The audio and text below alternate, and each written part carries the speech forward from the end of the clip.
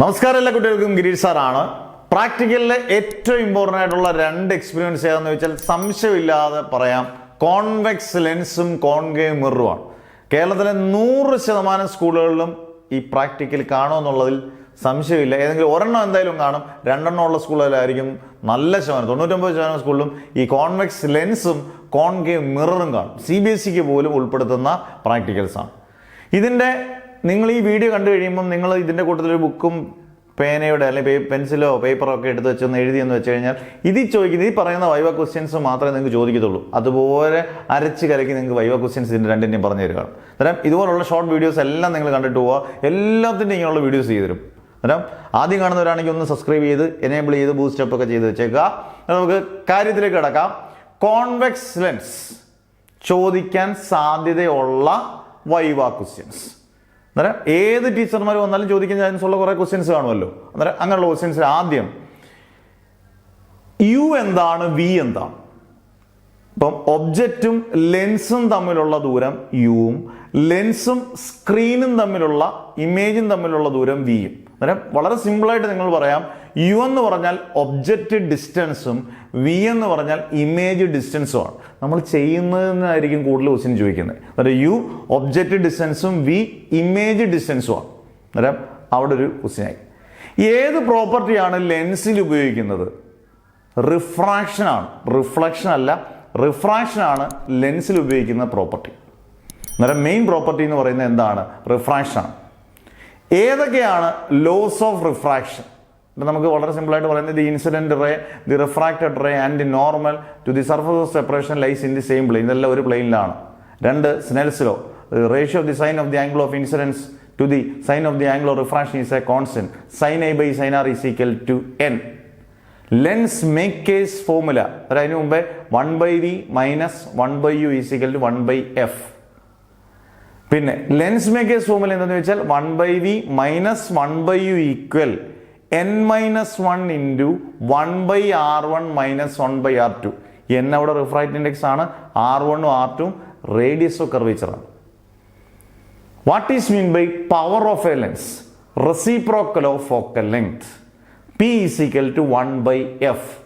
Standard unit എന്തുവാന്ന് ചോദിച്ചു കഴിഞ്ഞാൽ പവർ ഓഫ് എ ലെൻസിന്റെ സ്റ്റാൻഡേർഡ് യൂണിറ്റ് എന്ന് പറഞ്ഞാൽ മറക്കരുത്, ചോദിക്കും, ഡയോപ്റ്റർ.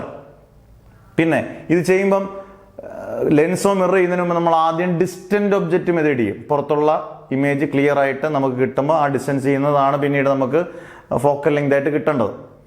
അന്നേരം ഇത്രയും കാര്യങ്ങൾ എന്തായാലും ഉറപ്പായിട്ട് ചോദിക്കും. ഇനിയും ചോദിക്കാൻ പോകുന്നത് ഇതിൻ്റെ യൂസസ് എവിടൊക്കെയാണ്, അതായത് കോൺവെക്സ് ലെൻസ് യൂസ് ചെയ്യുന്നത് എവിടൊക്കെയാണ്. ഒന്ന് വളരെ സിമ്പിളായിട്ട് സിമ്പിൾ മൈക്രോസ്കോപ്പ് അല്ലെങ്കിൽ മൈക്രോസ്കോപ്പിൽ യൂസ് ചെയ്യുന്നു, കോമൺ ആയിട്ട് ടെലിസ്കോപ്പിൽ യൂസ് ചെയ്യുന്നുണ്ട്. അന്നേരം ഇത് പെട്ടെന്ന് ഓർത്തിരിക്കാം, മൈക്രോസ്കോപ്പ്, ടെലിസ്കോപ്പ്, ഈ രണ്ട് യൂസ് നമുക്ക് ഓർത്തിരിക്കാൻ എളുപ്പമാണ്. ഈ രണ്ട് യൂസ് നിങ്ങൾ പറഞ്ഞാൽ മതി, 3 യൂസ് ചോദിക്കത്തൊന്നുമില്ല. എനി 2 യൂസസ് എന്നുള്ളതായിരിക്കും. അന്നേരം മൈക്രോസ്കോപ്പിലും ടെലിസ്കോപ്പിലും നിങ്ങൾക്ക് കൂട്ടി എത്ര വേണമെങ്കിലും നിങ്ങൾക്ക് പറയാം. അന്നേരം മൈക്രോസ്കോപ്പിലും ടെലിസ്കോപ്പിലും ഉപയോഗിക്കുന്ന ഏതാണ് നമ്മുടെ? പിന്നെ വെർനിയറിൻ്റെ റീഡിങ് എടുക്കാൻ കോൺവെക്സ് ലെൻസ് ഉപയോഗിക്കാം. അതിൻ്റെ അങ്ങനെ ഉപയോഗിക്കുന്നതൊക്കെ കോൺവെക്സ് ലെൻസിൻ്റെ യൂസസ് ആണ്. അന്നേരം മൈക്രോസ്കോപ്പ്, ടെലിസ്കോപ്പ് നിങ്ങൾ മറക്കാതിരിക്കും, നിങ്ങൾ മറക്കത്തുമില്ല. അടുത്ത കോൺകേവ് മിററിലും ഇങ്ങനെയുള്ള ക്വസ്റ്റ്യൻസ് ഒക്കെ റിപ്പീറ്റ് ചെയ്യാം. യു ഒബ്ജക്റ്റ് ഡിസ്റ്റൻസ് ആണ്, വി ഇമേജ് ഡിസ്റ്റൻസ് ആണ്. പിന്നെ എന്താണ് റേഡിയസ് ഓഫ് കർവേച്ചറും ഫോക്കൽ ലെങ്തും തമ്മിലുള്ള ബന്ധം? ഭയങ്കര അഭേദ്യമായ ഒരു ബന്ധമുണ്ട്. R is equal to 2f. Capital R എഴുതിയാലും കുഴപ്പമില്ല. R is equal to 2f.